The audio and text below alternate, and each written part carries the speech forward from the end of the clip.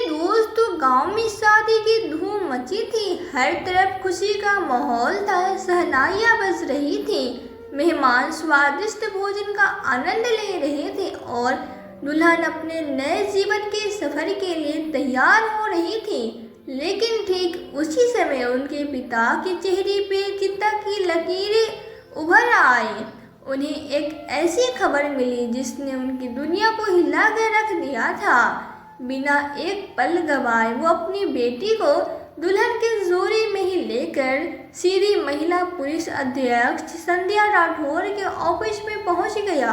वहां पहुंचते ही वो घुटनों के बल गिर पड़ा और रोते हुए बोला, मैडम, मेरी बेटी की इज्जत बचा लीजिए। संध्या ने गंभीर स्वर में पूछा, आखिर हुआ क्या है? तुम इतने घबराए हुए क्यों हो?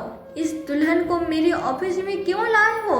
उस व्यक्ति ने बिलखते हुए कहा, मैडम, मेरी बेटी की शादी आज हुई है, लेकिन उसकी विदाई से पहले उसकी इज्जत लूट ली जाएगी। मैं मजबूर होकर उसे मंडप से उठाकर आपके पास ले आया हूँ।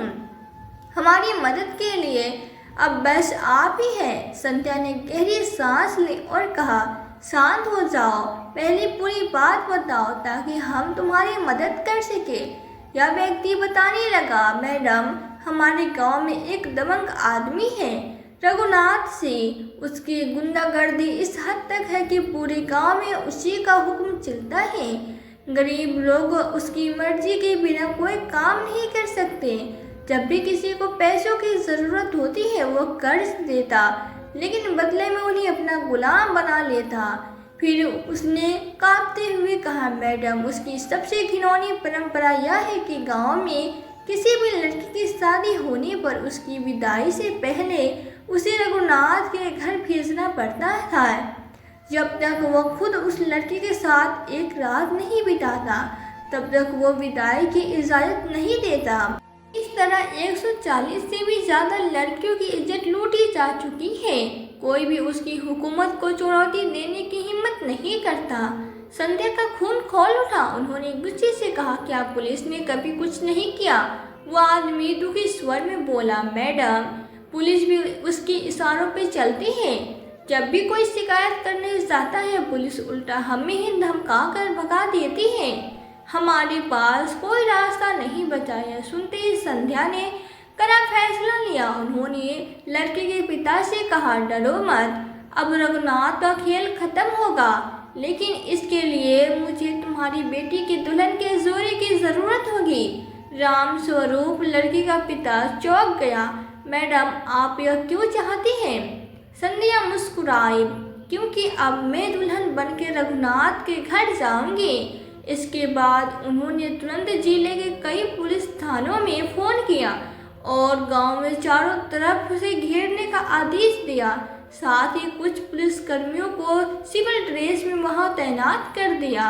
अब संध्या ने दुल्हन का जोड़ा पहना, घूंघट किया और राम स्वरूप के साथ रघुनाथ सिंह के घर पहुंची। रघुनाथ सिंह अपने महलनुमा घर में शराब के नशे में धुत बैठा था। जैसे ही राम स्वरूप अपनी बेटी को लेकर पहुंचा, रघुनाथ ठहाका लगाते हुए बोला, बहुत अच्छा किया, मुझे 2 बार बुलवाना भेजना और तू अब आया। अब जल्दी से अपनी बेटी को अंदर भेज और निकल यहाँ से। राम स्वरूप सिर झुकाए बोला, जी मालिक, अब जैसा कहेंगे। रघुनाथ ने अपने आदमियों को इशारा किया और वे संध्या को एक कमरे में ले गए। कमरे में चारों तरफ शराब की बोतलें, हथियार और बिस्तर पे बिखरी चादरें पड़ी थी। रघुनाथ दरवाज़ा बंद करके अंदर आया।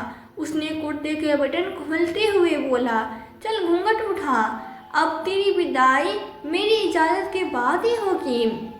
जैसे उसने घूंघट उठाया, उसके होश उड़ गए।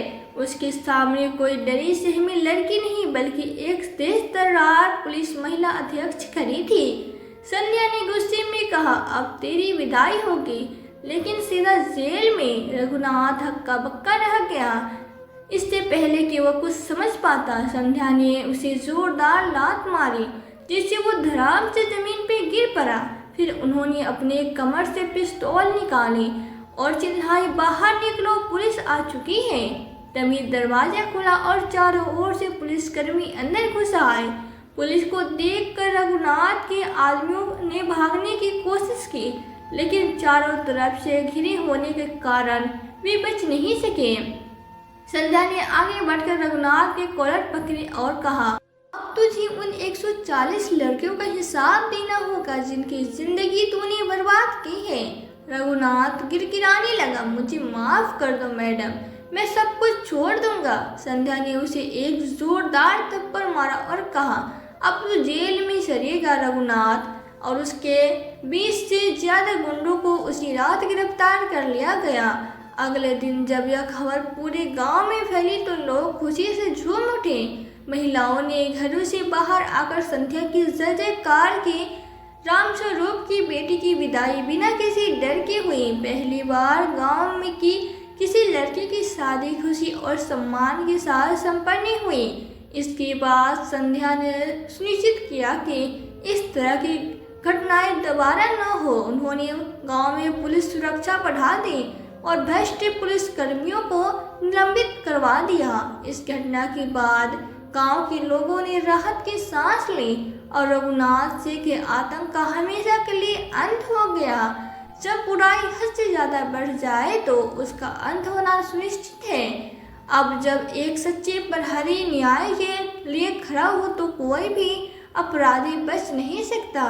तो दोस्तों, कहानी आपको कैसी लगी? अपनी राय हमें कमेंट बॉक्स में लिखकर ज़रूर बताएं। कहानी को लोगों के साथ शेयर करें। यदि वीडियो अच्छी लगी हो तो वीडियो को लाइक और चैनल को सब्सक्राइब जरूर करें, ताकि हमें थोड़ा सा हौसला मिले आप लोगों के लिए ऐसी ही अच्छी वीडियो बनाने के लिए।